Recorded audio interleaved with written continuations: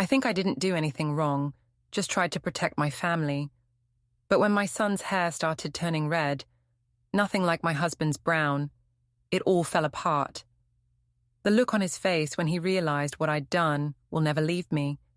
And then came the envelope. Before we dive deeper into this story, I have one small request. Please subscribe, drop a like, comment, and hit that hype button to boost this channel so more people can discover these incredible stories. I'm Isolde Crane, and I swear I didn't do anything wrong. I just did what I had to do to protect my family. People love to act like lying is some great sin, but when you're the one holding everything together, truth can feel like a luxury. For years, Evan and I looked perfect from the outside. Nice house, polite smiles, our little boy with his curious eyes. I told myself I'd earned that peace after everything I'd sacrificed.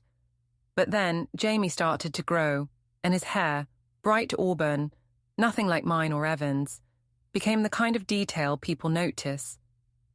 At first, I laughed it off, said he got it from my grandmother. Evan didn't laugh.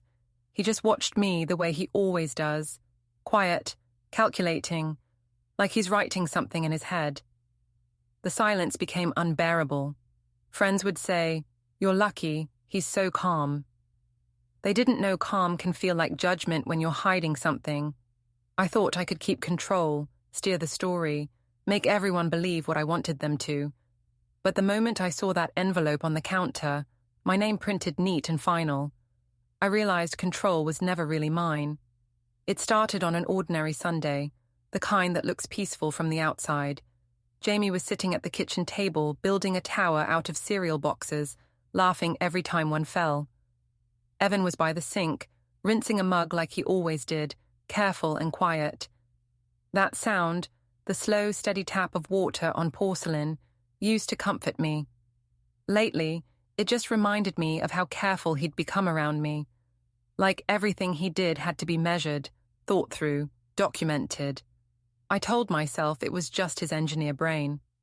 Men like that overthink everything. I watched him dry the mug and set it upside down next to mine. His was spotless. Mine had a ring of cold coffee left in it. He glanced at it and said nothing. He almost never said anything anymore. I asked if he wanted to take Jamie to the park after breakfast. He said maybe later, depending on the weather. I said the weather looked fine. He said forecasts can change. That was how most of our conversations went. Short, precise, and slightly defensive on both sides. When Jamie finally asked if we were going or not, I told him of course we were. Evan shrugged and went to change. While he was upstairs, I opened my phone and saw a new comment on one of my social posts, an old photo from a company holiday party years ago. Someone had written, "Jamie looks just like Luke in this one." My thumb froze on the screen. It wasn't even a recent post, just something buried deep in my profile. I deleted the comment, blocked the account, and pretended I didn't care.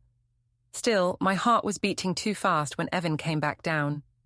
At the park, the air smelled like wet grass and sunscreen. Parents stood around with their coffees while kids ran wild. I sat on a bench scrolling through my phone while Jamie climbed the slide. Evan stood by the swings, watching him with that steady expression he always wore.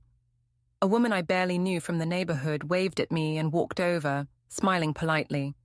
She looked at Jamie, then back at me, and said something like, "He has the most unusual hair color. You don't see many like that around here." I smiled tight. I said it skipped generations. She nodded, then laughed and said, "Must be from your side then.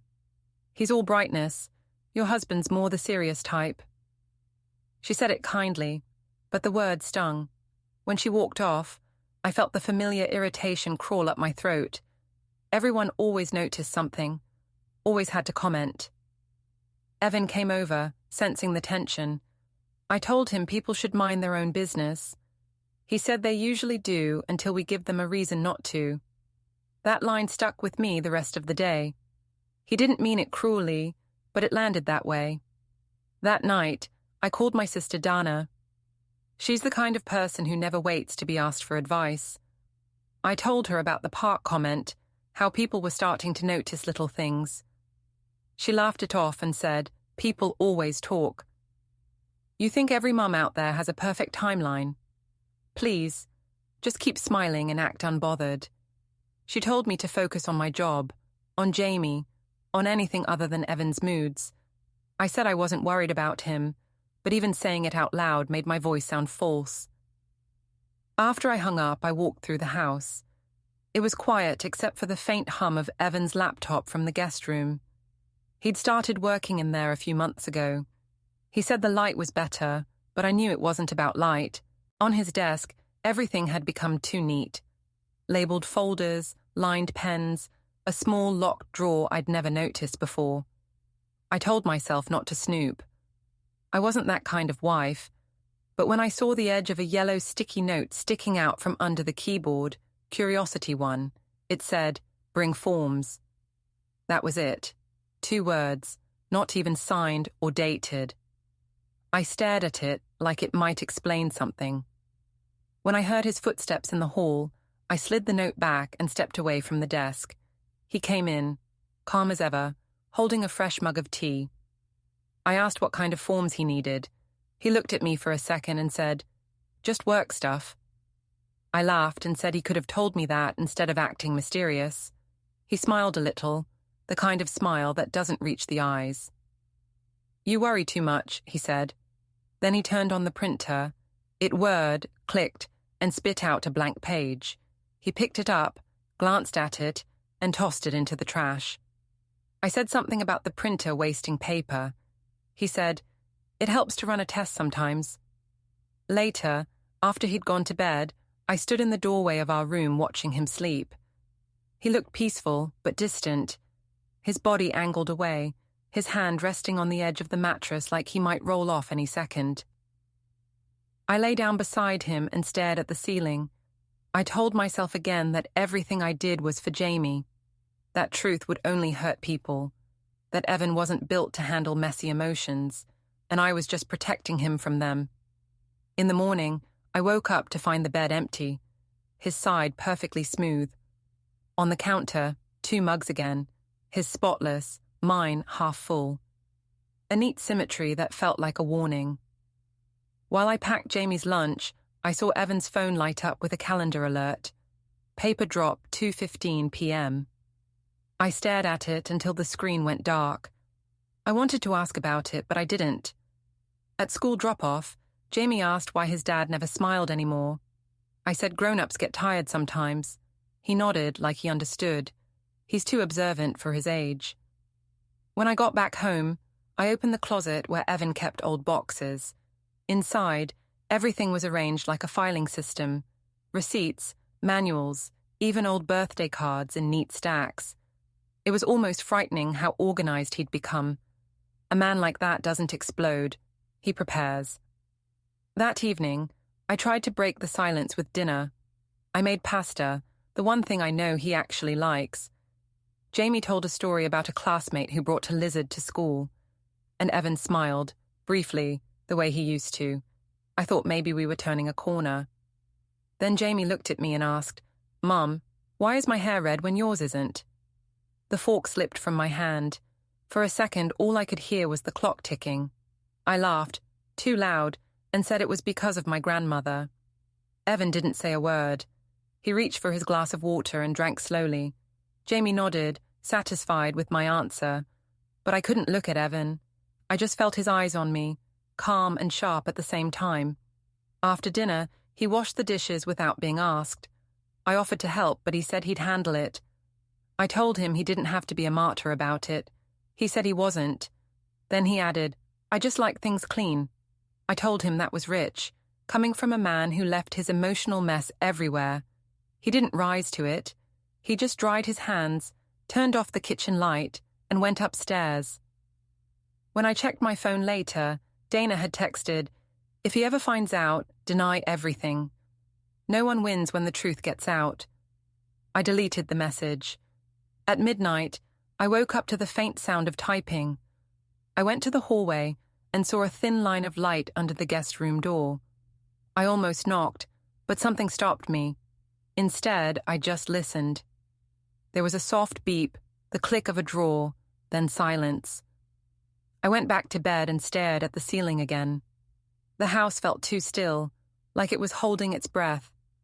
Somewhere in that quiet, I told myself everything was still fine, that Evan was just being methodical, that Jamie was just a kid asking questions, and that no one else knew anything for sure.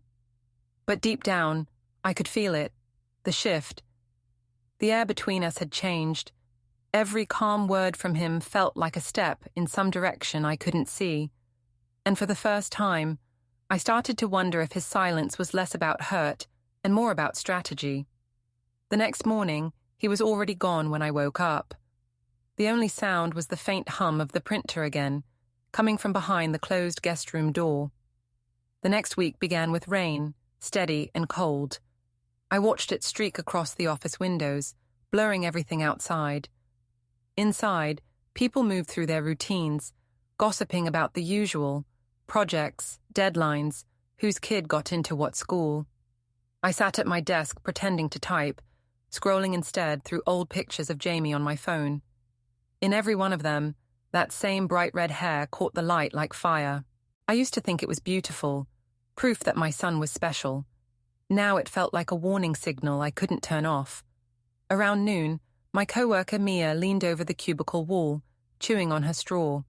She said Luke Morland was working with our company again as a consultant. My fingers froze on the keyboard. I asked when that happened. She said last week. Just short term, she added, like it was no big deal. My stomach twisted.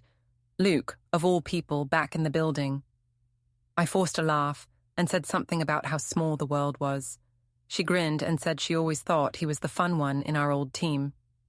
I went to the bathroom just to breathe. The tile smelled like disinfectant and air freshener. I looked at my reflection and told myself I'd handled worse. Luke wasn't going to ruin anything. We'd both moved on. I just had to act normal. When I came back, my phone buzzed. A message from an unknown number. He's gotten so big. He looks like you used to when you smiled. No name, no signature. But I didn't need one. My hands shook so hard I almost dropped the phone. I deleted the text immediately, then blocked the number. At 5, I drove straight home. Evan's car was already in the driveway. He never used to get home before me. I walked in and saw him sitting at the kitchen table, laptop open, papers stacked in neat piles beside him. He looked up, calm, polite. I asked why he was home early. He said he'd decided to work remotely this week, said it helped him think. Jamie came running in from the living room, clutching a toy truck. He wanted to play. Evan smiled at him, that soft half-smile that always made him look kind, almost gentle. Then he looked back at his screen. I noticed a tab open with a spreadsheet. Columns labeled date, event, and remarks. I stepped closer, but he closed the laptop before I could read more. "You're really into spreadsheets lately," I said, forcing a laugh. He said, "They help me stay organized." "Organized for what?" He didn't answer. That night, I told myself I'd ask directly, but I didn't. I was too tired. Instead, I scrolled social media while lying in bed. I saw a photo tagged from a coworker's lunch earlier that day. Luke standing at the edge of the group, smiling, coffee cup in hand. My stomach flipped again. The comments below said things like "missed seeing this crew together" and "old team goals." One of them was from a stranger. That red hair gene strong, though. It wasn't tagged to anyone, but I knew what they meant. I spent an hour deleting old posts, old photos, anything with Luke in it. By the time I looked up, Evan's side of the bed was empty. I found him in the guest room again, typing. He didn't even look up when I said goodnight. The next evening, we went to dinner at his parents' house. I hadn't wanted to, but Margaret, his mother, had insisted. She said she missed Jamie. I dressed carefully, soft colors, hair neat, no perfume. Evan drove in silence, hand steady on the wheel. Jamie sang quietly in the back seat. Dinner was tense before it even started. Margaret greeted us with her usual brittle smile. She hugged Jamie tight and said he was growing so fast. Then, almost casually, she said, "He has such striking coloring. None of us had that shade in our family, did we, Evan?" My heart jumped. Evan said calmly, "No, Mom, we didn't." She turned to me. "Maybe from your side, dear." I smiled too brightly. "Yes, my grandmother had red hair." Margaret's eyebrows lifted. "Oh, really? I thought you said she was blonde." I laughed and said she'd dyed it later in life. The lie slipped out smooth and practiced. The rest of dinner passed in awkward half-conversations. Margaret told Evan about her new garden fence. I focused on cutting Jamie's food too small. When he spilled water, I jumped up to clean it, grateful for something to do. But every few minutes, I felt Margaret's eyes on me, studying me like a puzzle piece that didn't fit. After dessert, she said, "You must come by next weekend. I found some old baby pictures of Evan. You'll see the resemblance." I smiled again. "That'll be lovely." In the car, Evan drove silently. I tried to make small talk, asked if he'd seen how his mum looked at Jamie. He said, "She notices details. It's her way." "She's always been nosy," I said. He didn't reply. He just turned up the heater slightly and kept his eyes on the road. When we got home, Jamie went straight to bed. I stood in the kitchen staring at the 2 mugs on the counter. His, clean and drying. Mine, still half full. The space between them looked like a fault line. I broke the silence first. "You're angry?" He shook his head. "No." "Then what's all this? The quiet, the looks, the notes on the fridge?" He said, "I'm just trying to understand things." "Understand what?" He looked at me for a long time. "Patterns." That word made something inside me snap. "You sound like a robot," I said. "You can't treat people like math problems." "I'm not treating anyone like anything." I laughed, too sharp. "You're acting like there's something to find." He said, "Is there?" I told him he was being paranoid. He didn't argue. He just said, "Good night," and went upstairs. I followed a few minutes later, but by then, he'd already closed the guest room door. The next morning, I found a printed sheet sitting near his laptop. Blank again. Only at the bottom corner, faintly visible, was the outline of a name that had been pressed too hard into the page. Crane. At work that day, everything felt heavier. I couldn't focus. My boss asked if I was okay. I said I was just tired. At lunch, Mia waved me over to her table, where Luke sat laughing with the team. He looked exactly the same. Same confident grin, same careless energy. When he saw me, his smile flickered, just slightly. I nodded, polite but distant. I could feel everyone's eyes bounce between us. When I got back to my desk, another message was waiting on my phone. "You're handling it well. Proud of you." No number again. I deleted it immediately. That night, when Evan got home, I told him about seeing Luke. He didn't react, just said, "That must have been awkward." I said it wasn't, that we're professionals. He nodded, poured himself a glass of water and said, "Good." I asked him why he didn't seem to care about anything lately. He said, "Caring isn't the same as reacting." I told him that sounded rehearsed. He said, maybe it was. Then he walked to the guest room, closing the door softly behind him.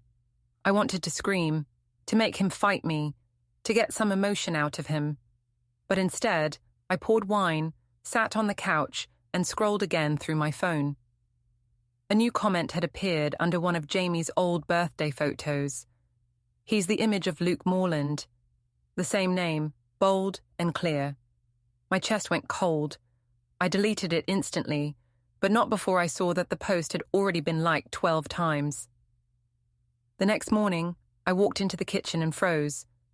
Evan was there, packing Jamie's lunch. He handed me a mug of coffee like nothing was wrong. On the fridge behind him, new folders hung neatly on magnetic clips. Household, bank, utilities, each labeled in his tidy handwriting. I asked if he was organizing bills. He said, "Something like that." I laughed weakly. "You've turned into your mother." He said, "Maybe that's not such a bad thing." Then he checked his phone. I caught a glimpse of his calendar before he locked the screen. A new entry. Downtown 11:40 a.m. He kissed Jamie on the head, grabbed his jacket and left. I stood there staring at the door, heart hammering, wondering what was really waiting downtown. By afternoon, the rain had stopped. The house felt too quiet, every creak of the floorboards sharp and deliberate. I walked past the guest room. The door was half open now. On the desk sat his laptop, shut, and next to it, another clean sheet of paper. This one wasn't blank. It had 3 words written in his neat script: "Keep everything clean." The photo spread faster than I expected. By the next morning, 3 different moms from Jamie's class had liked it before I could delete my account entirely. Dana called while I was brushing my teeth, her voice too loud through the phone speaker. "Don't panic," she said before I even said hello. "People love drama for a week and then forget it, just deny everything." I told her it wasn't even a big deal, that it was only a picture. She said that's exactly what I needed to tell everyone, just a coincidence. Then she added, "If Evan asks, play dumb. He hates confrontation." I said I wasn't worried about Evan, but I was. When I went downstairs, Jamie was finishing his cereal while Evan buttoned his shirt. He looked up once, eyes steady but unreadable. "Your phone's been buzzing all morning," he said. "Just Dana," I answered, pretending to pour coffee. He nodded and turned to Jamie. "Ready for school?" While they were putting on coats, I caught a flash on his phone screen. Meeting, personal, recurring. It wasn't work-colored on his calendar, and the time was always different. Some mornings, some afternoons. I asked if he'd taken on a side project. He said, "Something like that," and kissed Jamie's head before leading him to the car. When the door closed, I leaned on the counter and exhaled. Everything felt fragile. Every noise in the house, fridge hum, faucet drip, sounded like accusation. At work, people pretended to act normal. I could feel it, though. The looks, the half-stifled whispers. When I walked past the break room, I caught a glimpse of Luke's reflection in the vending machine glass. He was laughing with someone, gesturing like nothing in the world could touch him. At lunch, my boss asked to speak privately. She said there had been distractions around the office, and maybe I should work from home for a few days.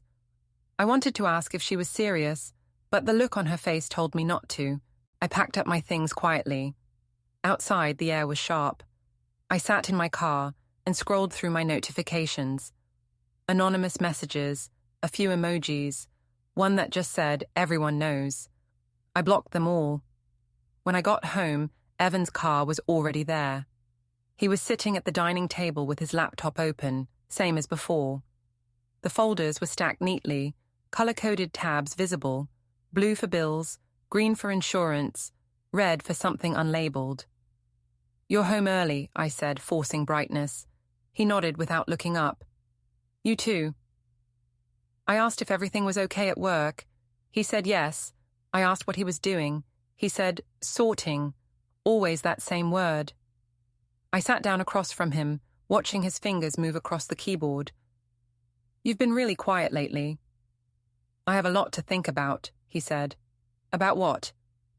He looked up then, calm but cold. "About patterns." I laughed, even though it came out wrong. "You and your data. Not everything's a pattern, Evan. Some things just happen." He didn't answer. He just closed the laptop slowly and said, "Does Luke still work at your office?" My throat went dry. "Who told you that?" "No one told me," he said. "I saw him tagged in a photo. You deleted it." I wanted to deny it, but he already knew. "He's just consulting. For a few weeks." Evan nodded like he was filing that information somewhere in his head. "You should have told me." "It wasn't relevant," I said quickly. "You always overreact about things like this." "I'm not overreacting," he said, voice low. "I'm noticing." The word made me want to scream. I grabbed my bag and went to Dana's apartment. She poured wine before I even sat down. "He's playing you," she said. "Men like him act calm because they want you to break first. You have to take control. Own the story before he twists it." What story? I said. The one everyone's building online. She showed me her phone, screenshots from a neighborhood chat, people speculating, someone writing, "Did you see that the Crane's boy looks exactly like that consultant?" I felt my stomach turn. "Delete that," I said. "You can't delete a rumor," she said. "You replace it." She helped me write a post, something about motherhood, privacy, and how cruel people could be to working families. We made sure it sounded moral. I hit publish, watched the likes climb. For a few hours, I felt powerful again. When I got home that night, Evan was still awake. He was sitting on the couch, phone in hand, reading my post. "You're making this public?" he asked. "I'm defending us," I said. He looked at me for a long time. "You're defending yourself." "Same thing." He shook his head. "Not anymore." I told him he should have backed me up instead of acting like a stranger. He said, "You don't need my defense. You already have an audience." The way he said it scared me more than shouting ever could. The next morning, his mug was gone from the counter. Only mine sat there, half full, cold. A single sticky note was left beside it. Jamie's pickup, 3:15. When I arrived at the school later, the other parents looked at me differently. Tight smiles, quick glances away. One of them, Heather, stepped forward, touching my arm lightly. "You okay? You know how people talk." I wanted to say something smart, but all I managed was, "People should mind their own lives." Jamie ran out with his backpack, happy as ever. I held his hand a little tighter than usual on the way to the car. That evening, Evan came home late. I asked where he'd been. He said he'd had a meeting downtown. I asked what kind of meeting. He said, "Personal." I told him I didn't like secrets between us. He said, "Neither do I." After Jamie went to bed, I followed him into the guest room. He was sitting at the desk again, writing in a small notebook. "What are you doing?" I asked. He closed it. "Budget planning." "For what?" "For the future." Something in his tone made my chest tighten. I said he was making me anxious with all this quiet talk. He said, "Maybe you should be." I told him he was cruel. He said, "No. Careful." That night I couldn't sleep. The house felt alive. Every click of the pipes, every creak of wood. I went downstairs to get water and noticed the faint blue glow of his laptop. Curiosity got the better of me. I opened it just enough to see a desktop filled with folders labeled by date. The latest one, Archive A. Inside, smaller folders, pictures, receipts, screenshots. My hands shook as I closed it. The next morning, he acted normal again. He even joked with Jamie at breakfast. I wanted to believe it meant things were fine. But when he left, I saw a new alert pop up on his phone left charging on the counter. Downtown 11:40 a.m., the same time as before. I should have left it alone. Instead, I drove to his office building. I parked across the street and watched through the windshield. At exactly 11:40, Evan walked out, calm as ever, carrying a folder. A man in a grey suit met him on the steps. They shook hands. I couldn't hear a word, but something about their posture, formal, deliberate, made me dizzy. When I got home, Dana called again. "Everyone's still talking," she said. "You need to double down. Say you're being bullied." I said I was tired. She said tired people lose control of the narrative. I hung up on her. That night, Evan was quiet at dinner again. Jamie told a story about a class pet. I laughed too loud. Evan didn't. When I told him I was sorry for being a little dramatic lately, he just said, "I've already noted it." Later, after Jamie went to bed, I noticed a new USB taped under a folder labeled Taxes. My name was written on it in Evan's neat handwriting, along with a date. I wanted to ask about it, but the printer started humming again from the guest room. The smell of toner filled the hallway. I stood there listening, realizing for the first time that his silence wasn't confusion, it was construction. He was building something. The next morning, I couldn't find the USB. I checked the drawer, under the folders, even inside the printer tray. Gone. Evan had probably moved it while I slept. The idea that he'd done it silently, right there in the same house, made my stomach twist. When I came downstairs, he was packing Jamie's lunch again, humming under his breath. That scared me more than his silence ever did. Humming meant he was calm, too calm. I asked where the flash drive went. He didn't look up. "What flash drive?" he said. "The one labeled with today's date." He wiped his hands on a towel and finally looked at me. "Maybe you imagined it." I wanted to scream, but Jamie came running in with his backpack. I forced a smile and kissed the top of his head. When they left, I sat at the table and stared at the door for a long time. At work, things had only gotten worse. Luke's post was still making rounds online. That stupid old photo from the office party where his hand rested on my shoulder. The caption said, "Back when work felt like family." I'd already reported it, but that didn't stop people from screenshotting. A coworker pulled me aside in the hallway and whispered, "You might want to talk to HR before they talk to you." I smiled like she was being ridiculous, but my throat burned all afternoon. By the time I got home, Evan's car was already in the driveway again. He'd beaten me home 3 days in a row. When I walked in, he was at the dining table sorting documents, quiet as always. Jamie was drawing on the floor, crayons scattered. I asked what he was working on. He said, "Just updating some records." "Since when do you care about paperwork?" He looked up, met my eyes. "Since accuracy started to matter." Something about the way he said it made my legs feel weak. I poured wine just to have something to do with my hands. "You're acting like an accountant," I said. "I like things balanced," he said. Jamie held up his drawing then, bright and messy. "It's us," he said. The paper showed 3 stick figures, him in the middle, me with big yellow hair, and Evan, smaller, drawn far away on the edge of the page. My chest tightened. I told him it was beautiful. Evan said softly, "Interesting composition." I laughed too loud. Kids draw weird sometimes. He didn't answer. He just gathered his papers, slid them neatly into a folder, and locked it in the drawer. I heard the click of the latch echo through the quiet room. That night, I sat on the stairs scrolling through my phone. Every few posts, someone was still sharing the photo. Some comments were polite, others not. I texted Luke, furious, "Take that down." He replied within minutes. Didn't realize it was a secret. I stared at the message until my vision blurred. Then I deleted the chat. Upstairs, I heard Evan moving around, closet doors opening, drawers sliding. When I went up, he was folding clothes into a separate suitcase, the small grey one we used for overnight trips. "Going somewhere?" I asked. "Not yet." "Then why pack?" He zipped it shut. "Preparation helps me think." I told him he was scaring me.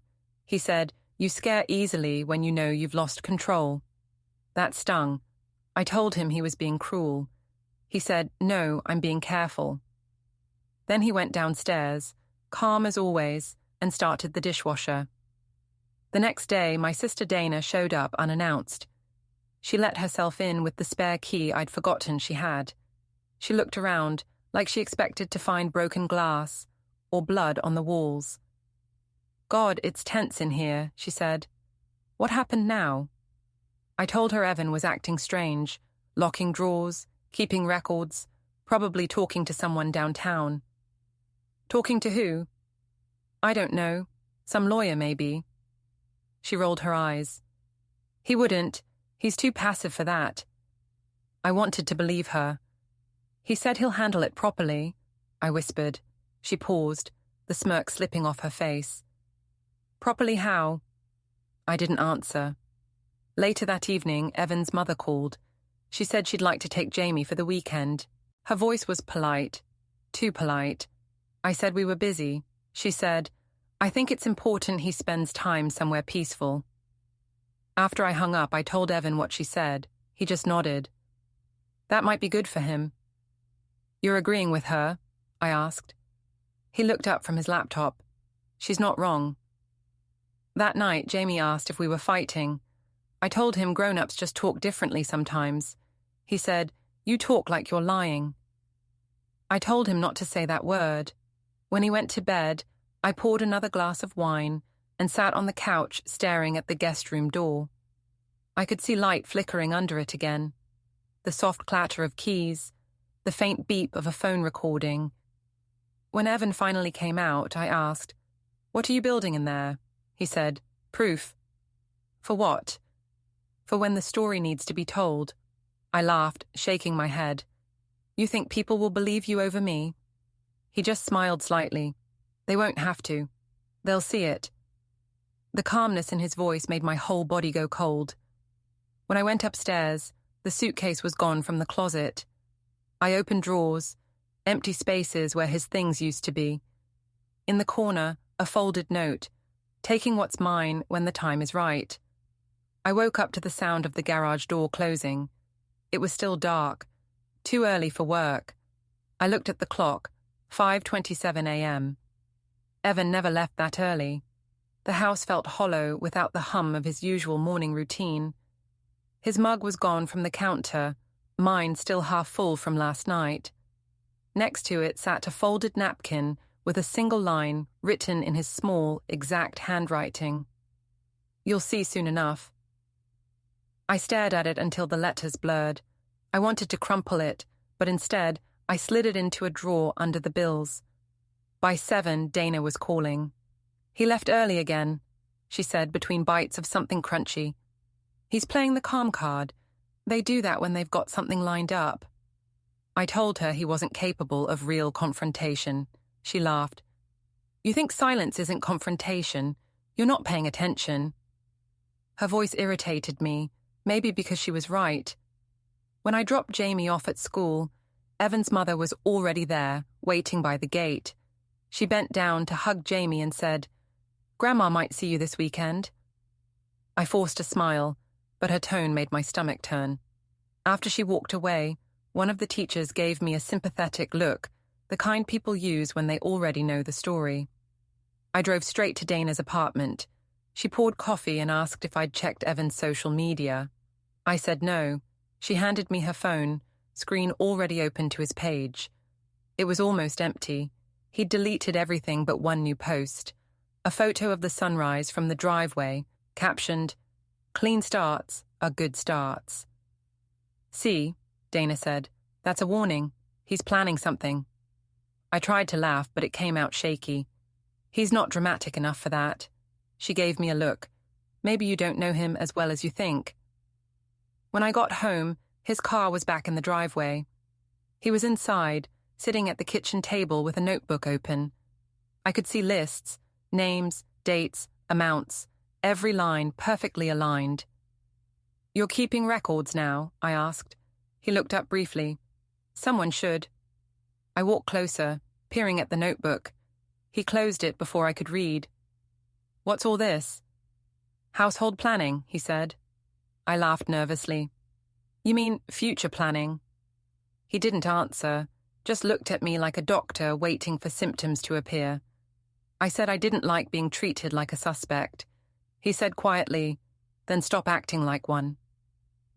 That hit hard enough that I had to leave the room. By afternoon, I couldn't stand the tension.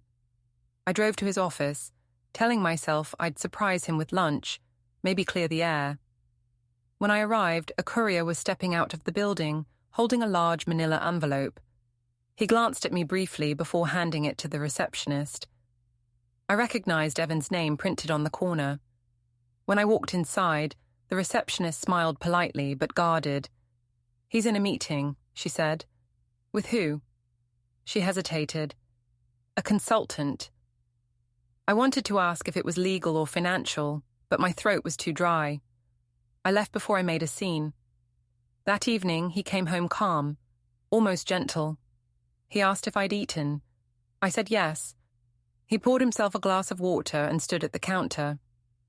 "You were at my office," he said without looking at me. "How do you know that?" "You left a parking slip on the dashboard." I felt heat rise to my face. I was just trying to talk to you. I told you I'd handle it properly, he said. Handle what? You're being so cryptic. He set the glass down and looked at me. No anger, just that unbearable patience. There's nothing cryptic about order. I told him he sounded insane, like some kind of machine. He said softly, "Machines don't lie." I wanted to slap him then, anything to make him feel something. Instead, I stormed upstairs, grabbed my phone, and started drafting a post. I wrote about marriage, misunderstanding, forgiveness.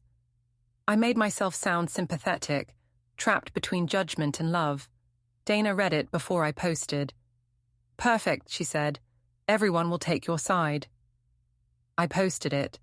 Within an hour, likes poured in, messages from acquaintances saying things like, "You're so strong," and "Ignore the haters." It felt good. For the first time in weeks, I felt in control again.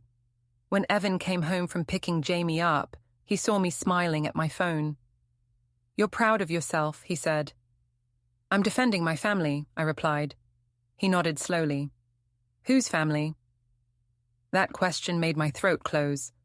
"What's that supposed to mean?" "Nothing," he said, walking past me. "Just thinking out loud." He disappeared into the guest room again. I heard the faint click of a USB slot, the soft hum of a file syncing. Later that night, when he finally came out, I asked him what he was really planning. He leaned on the doorway, arms crossed.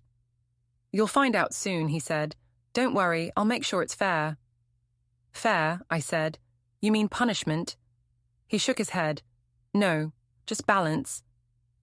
He turned to go upstairs. I followed him halfway, shouting, "Say something real for once. If you hate me, just say it." He stopped, looked back down the stairs. "I don't hate you," he said. "I just stopped trying to understand you."